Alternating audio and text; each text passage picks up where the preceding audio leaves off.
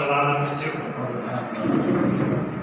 आजका प्रमुख आकर्षण तथा प्रमुख अतिथि काठमाडौँ नगरपालिका वार्ड 10 श्रद्धेय अध्यक्ष वीरेन्द्र गुरुङज्यू र मञ्चमा विशिष्ट अतिथिको आतिथ्यता ग्रहण गर्नुहुने आदरणीय व्यक्तित्व काठमाडौँ नगरपालिका वार्ड 4 अध्यक्ष तथा ज्येष्ठ नागरिक महासङ्घका नगर प्रतिनिधिज्यू, मञ्चमा आसीन गर्ने अतिथिज्यूहरू र आजको यो साधारण अधिवेशन कार्यक्रममा पाल्नुहुने आदरणीय आमाबुवा, दाजुभाइ तथा दिदीबहिनीहरू, म यहाँहरू सबैलाई मेरो व्यक्तिगत तथा न्याय भइरहेको पुर्याउन चाहन्छु। आदरणीय मान्यजनहरू, हुन त म ज्येष्ठ होइन, पहिले मेरो आदरणीय दाजु बेनीरङ्गाले भनिसक्नु भएको छ, तर मलाई के थाहा छ भने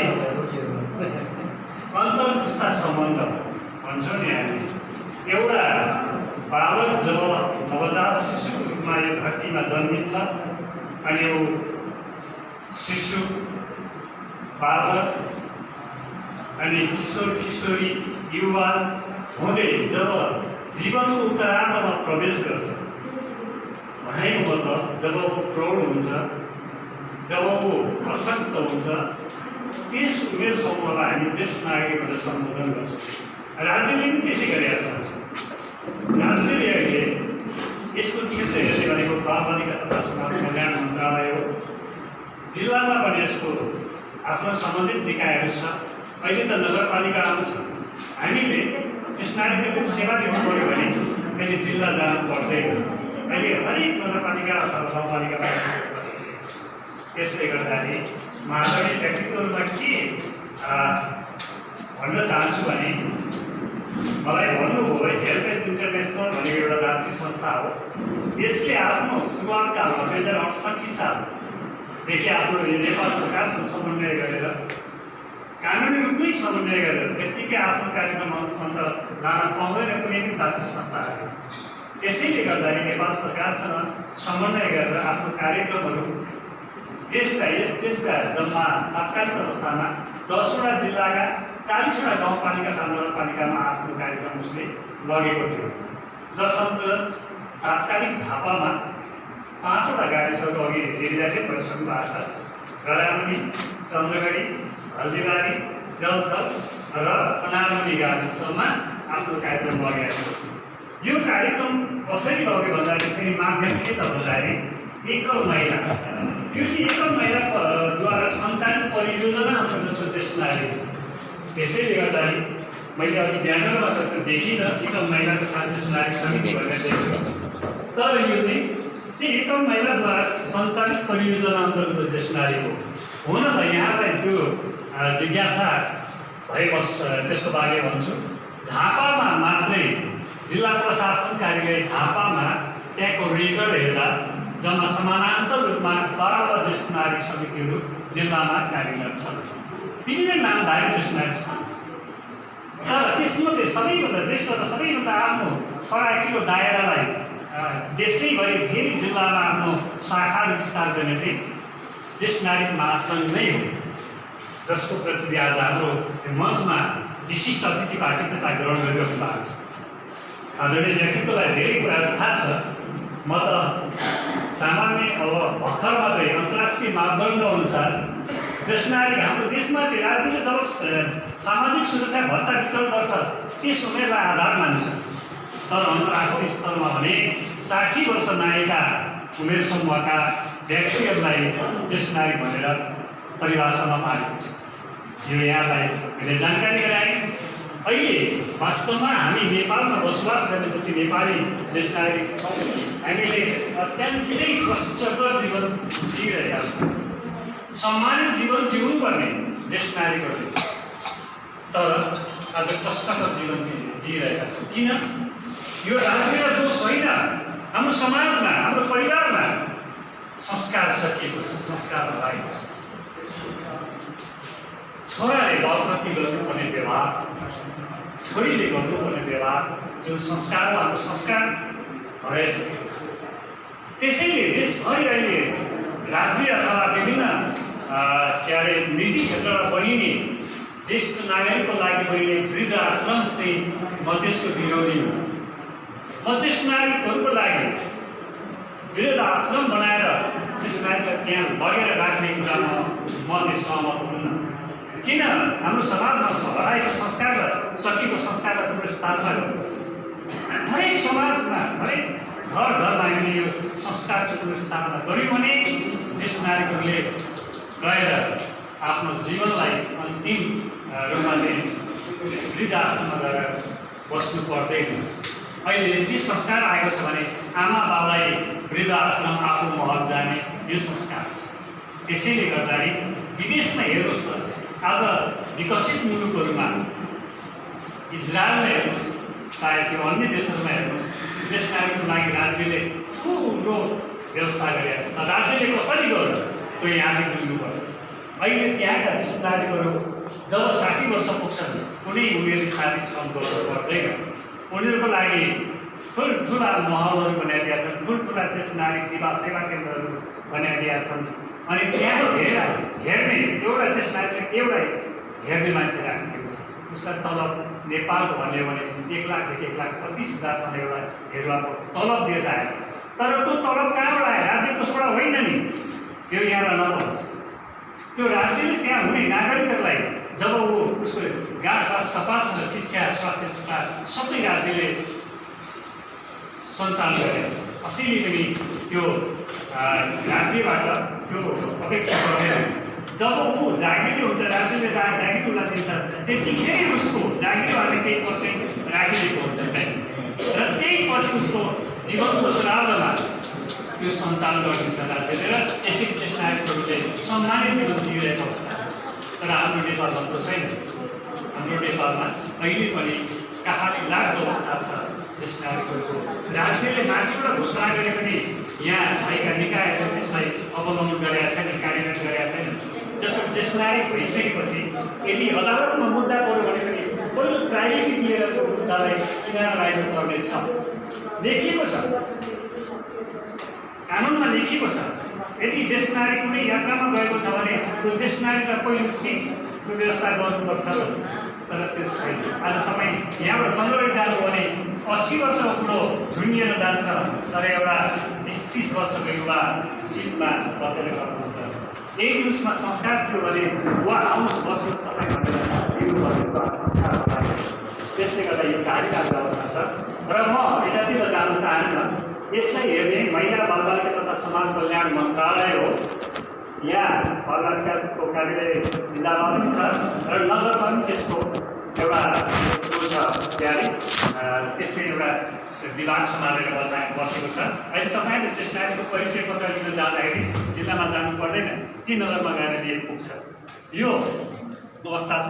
त्यसले गर्दाखेरि 2068 सालमा नेपालको जनगणना अनुसार जम्मा नेपालमा 25 लाख ज्येष्ठ नागरिक हुनुहुन्थ्यो। अर्थात् प्रतिशतमा लाने हो भने 8.14% मान्छेहरू ज्येष्ठ नागरिक थिए।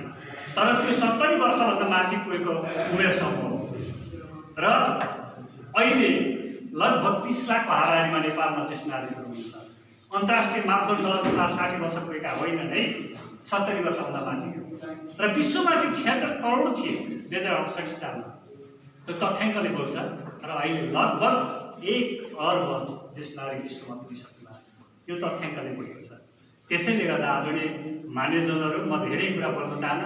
डाक्री संस्था जुन हेल्पेजले सञ्चालन गरेको यो एकल महिलाको माध्यम बनाएर सञ्चालन गरेको ज्येष्ठ नागरिकको समिति गराउनेमा मूल समिति थियो र तात्कालिक अवस्थामा बिर्तामोड 9 के अरे गराउने 9 यो ठाउँ पनि त्यहाँ हामीसँग सहकारी सँगै गरेका थियौँ। तात्कालिक अवस्थामा मैले त्यहाँ सचिव भएर सञ्चालन गरेँ। पछि धेरै अघि देवीदाले भन्नुभयो उमेरको हद पुगेन। अहिले त म अन्तर्राष्ट्रिय मापदण्ड अनुसार हो भने ज्येष्ठ नागरिकमा प्रवेश गरिसकेका छु, तर हाम्रो राष्ट्रको मापदण्डमा चाहिँ पुगेका छैन। त्यसैले गर्दाखेरि अब आउने दिनहरूमा तपाईँले आफ्नो अधिकारहरू खोज्नको निमित्त यही सङ्गठन मार्फत सम्बन्धित निकाय नगरपालिका छ, जिल्ला छ, यो धेरै तपाईँ ज्येष्ठ नागरिकको लागि धेरै कुराहरू राज्यले उठाएको छ। यहाँ नजिकै तपाईँले यही ठाउँमा नजिकै विराट भरत आश्रन्ती भनेर बनाइएको छ। तर तर त्यो मध्यमवर्गीय र निम्न मध्यमवर्गीय ज्येष्ठ नागरिकको लागि होइन। त्यो जसले शुल्क तिर्न सक्छ त्यसको लागि मात्रै त्यो व्यवस्थित छ। त्यहाँ धेरै कुराहरू बनिरहेका छ, त्यो कहिले सम्पन्न हुन्छ त्यसपछि हामी त्यो देख्ने नै छौँ। र तर हामी चाहिँ के भनौँ भने हाम्रा स्थानीय सरकारहरूलाई दिवा सेवा केन्द्र बनाइदिनुहोस् हाम्रो लागि, त्यहाँ के अरे टिभी राखिदिनुहोस्, पढ्ने पत्र पत्रिका राखिदिनुहोस् हामीलाई भनेर चाहिँ हामीले माग गर्ने हो। वृद्धाश्रम बनाइदिनुहोस् भनेर होइन। त्यसैले गर्दाखेरि र एउटा भनाइ छ जहाँ ज्ञान हुन्छ त्यहाँ संस्कार हुन्छ, जहाँ संस्कार हुन्छ त्यहाँ अनुशासन हुन्छ, जहाँ अनुशासन हुन्छ त्यहाँ अनुसरण गरिन्छ, जहाँ अनुसरण गरिन्छ त्यहाँ शान्ति हुन्छ, जहाँ शान्ति हुन्छ त्यहाँ प्रेम हुन्छ, जहाँ प्रेम हुन्छ त्यहाँ सुख हुन्छ, जहाँ सुख हुन्छ त्यही नै हो स्वर्ग। वास्तवमा स्वर्ग अर्को अर्थ लाग्दैन। त्यसैले जहाँ सुख हुन्छ त्यहाँ स्वर्ग हुन्छ। त्यसैले यो अवस्था सृजना गर्नुको निमित्त तपाईँ हामी सहकार्य गर्नुपर्छ। हामीले अन्तर्पुष्ट सम्बन्धको ज्ञान हामीमा हुनुपर्छ। आदरणीय व्यक्तित्वहरू र अहिले जो देवी दाइले उठाउनु भएको छ हिसाब, गरामुनीमा सबै सहकार्य गर्दा त्यहाँ हेल्पेज इन्टरनेसनल भन्ने दात्री संस्था हो, अन्तर्राष्ट्रिय दात्री संस्था हो। यसले आफ्नो कार्यक्रम नेपाल सरकारसँग समन्वय गरेर जहाँ जुन जिल्लामा लगो अहिले त 15वटा जिल्लामा यसको कार्यक्षेत्र विस्तार गरिसकेको मैले सुने। तर तात्कालिक अवस्था 10वटा जिल्लाका 40वटा स्थानीय नगरपालिका अथवा गाउँपालिकामा यसको कार्यक्रम थियो। झापामा पनि 5वटा गाउँपालिका र गाउँ विकासहरू थिए। त्यस अन्तर्गत गएर हामीले काम गऱ्यौँ, जुन अन्तर्गत त्यतिखेर 2068 सालमा त्यो समिति गठन भएको हो। त्यतिखेर म आफै सचिवको रूपमा रहेर काम गरेँ। मलाई पछि पुरा आयो, तपाईँको त उमेर पुगेको छैन, ज्येष्ठ होइन, तर मलाई के थाहा थियो भने अन्तर्पुष्ट सम्बन्धको ज्ञान थियो। त्यसैले हामी युवाहरूले चाहिँ मातापिताको सेवा गर्न पाउनुपर्छ। उहाँहरूले जान्नुहुन्न, त्यो हरिसाबाट जान्नुहुन्न, हामीले राख्नुपर्छ। त्यो हाम्रो सहयोग हो, निशर्त सहयोग हो। कुनै त्यहाँ स्वार्थ छैन, कुनै शुल्क छैन। त्यसैले अविरल मैले 6 वर्षसम्म सचिव भएर काम गरेको थिएँ। त्यसपछि जिल्ला बन्यो, 5वटा गाउँ विकासको ज्येष्ठ नागरिकको जिल्ला बन्यो। जिल्लामा मलाई फेरि पनि सचिव बनाएर अहिलेसम्म पनि म कार्यरत छु।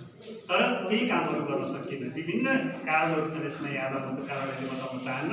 र तत्कालीन गाविस गरामुनीमा हेल्पेज इन्टरनेसनलले के कति सहयोग गर्यो भन्ने कुरा चाहिँ यहाँलाई सर्वन्न बनाउन चाहन्छु। त्यतिखेर पहिलाचोटि समिति गठन गर्दा त्यसप्रसाद पाठकको अध्यक्षतामा गठन भयो र म सचिव थिएँ।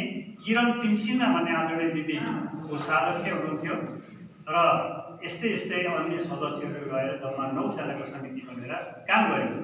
त्यतिखेर हेल्पेज इन्टरनेसनलले एकौं महिलाको माध्यमद्वारा हामीलाई 1 लाख बिउ पुँजी तपाईँहरूले त्यो समिति सञ्चालन गर्नुहोस् भनेर दियो।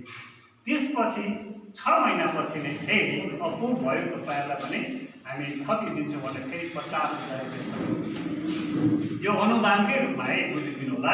त्यसपछि तपाईँहरूलाई ज्येष्ठ नागरिकहरूलाई बस्ने यसो फर्निचरहरू कुर्सीहरू किन्नुहोस् भनेर 25,000 नगद दियो। त्यसपछि हामीलाई सहकारी सञ्चालन गर्नुहोस् भनेर 40,000 दियो। हामीले सहकारी सञ्चालन गर्न इच्छा देखायौँ, किनभने सहकारी च्याउ उम्रे जत्तिकै त उम्रेका थिए। ज्येष्ठ नागरिकको सहकारीमा कसले त्यहाँ जाइदिने, कसले जम्मा गरिदिने, ज्येष्ठ नागरिक आफै पनि उमेरले गर्दाखेरि त्यहाँ जाने कुरा आउँदैन। त्यसैले गर्दाखेरि सहकारी सञ्चालन गर्ने कुरामा चाहिँ हामी सहमत भयौँ न। हल्दीबारीले चाहिँ सहकारी सञ्चालन गरेका छ, अनामले पनि सञ्चालन गरेका छैन। उहाँले बचत कार्यक्रमलाई नै अगाडि बढाउनु भएको छ र जौथरले पनि सहकारी सञ्चालन गरेका छ। चन्द्रगढी र गरामुनीले चाहिँ र अनारमुनीले सञ्चालन गरेन र त्यसले आफ्नो बचत कार्यक्रमलाई निरन्तरता दिँदै गयो। त्यतिखेरसम्म गरामुनीमा लगभग 400 ज्येष्ठ नागरिकहरू, 9 वार्डका ज्येष्ठ नागरिक 400 जति लगभगको हामीसँग डाटा छ। तर अहिले सबै त्यो फिर्ता भइसकेको छ। यो पनि यहाँलाई जानकारी गराउन चाहन्छु। अब त्यहाँ कार्य समितिमा रहने साथीहरूको मात्रै बचत फिर्ता गर्न बाँकी छ र यो पुँजीलाई के गरेर लाने भन्ने कुरा अन्योलता छ। किनभने राज्यको सङ्घीय संरचनाले गर्दाखेरि यो वार्ड नम्बर तात्कालिक वार्ड नम्बर अहिले क्षेत्र नम्बर 3 मा समावेश भइसकेको छ। गरामीसँग सम्बन्ध विच्छेद भइसकेका छ भौगोलिक रूपमा पनि। त्यसले गर्दाखेरि अहिले रिटायरिङ पेन्सन भएको कुरा र अब यी अन्तिममा सहकारी सञ्चालन गर्न 40,000 र अक्षय कोष तपाईलाई कुनै दुर्घटना पर्न सक्छ, कुनै ज्येष्ठ नागरिकलाई केही हुन सक्छ, तत्कालिक अवस्थामा त्यो अक्षय कोष परिचालन गर्नुहोस् भनेर चाहिँ अक्षय कोषको लागि गरेर यसरी चाहिँ एउटा ठुलो सहयोग गरेको थियो। व्यावसायिक च्याउ खेती भनेर 70,000 दिएको थियो, तर ज्येष्ठहरूले त्यो व्यावसायिक च्याउ खेती गर्न असमर्थ रह्यो। 1-2 लट गरियो, कसले त्यहाँ समय दिने सबै बुढाबुढी, त्यसले गर्दा त्यो सम्भव भएन र असफल भएर त्यो त्यतिकै 70,000 त्यो आफै समाप्त भयो र बाँकी रहेका जुन पैसा हुन् यी पैसाहरू चाहिँ हाम्रो कोष गर्नुपर्छ। मैले यहाँलाई जानकारी गराएँ र आगामी दिनमा हामी त्यसलाई के गर्नेछौँ भने न्यायोचित ढङ्गबाट यो गरामुडीका 9 वार्डबाट बनेको जुन समिति छ फेरि त्यसले आफ्नो एउटा मिटिङ बोलाउने छ र त्यो बिउ पुँजीमा रहेको अनि अन्य ती कोषहरूको पैसा के गर्ने, मेरो चाहिँ व्यक्तिगत धारणा, म यहाँ संस्थागत धारणा मैले यहाँ बोल्नु छैन किनभने हामीले मिटिङ गरेका छैनौँ, जिल्लाले मिटिङ बसेका छैन विभिन्न कारणले गर्दाखेरि।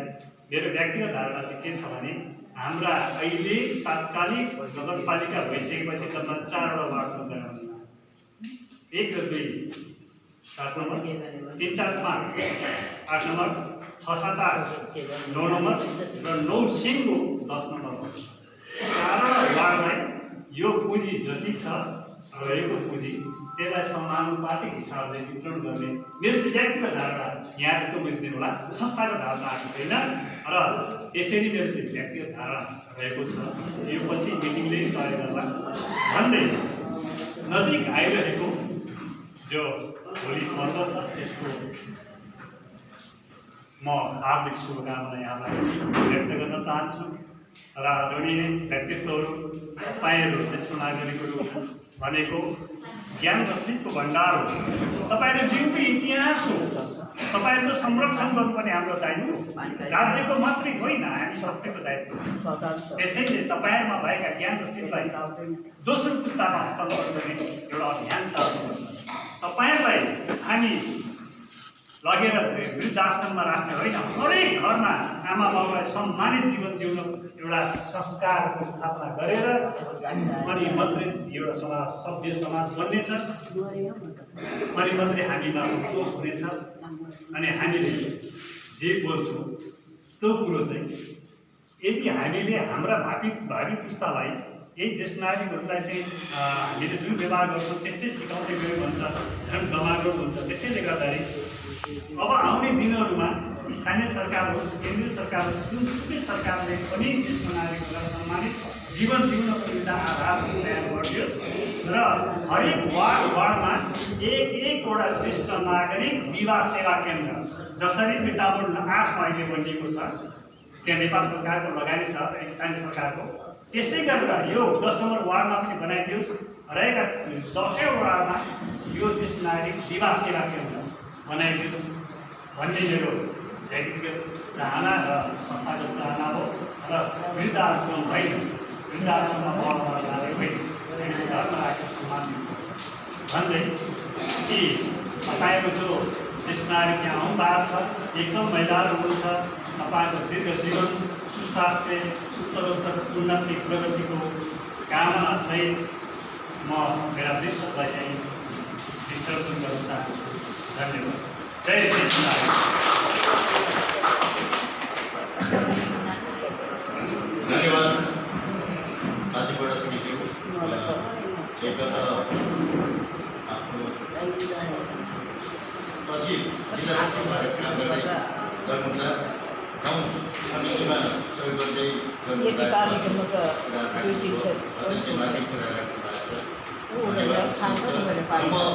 हाम्रो अतिथिहरू हुनुहुन्छ, उहाँलाई चाहिँ स्वागत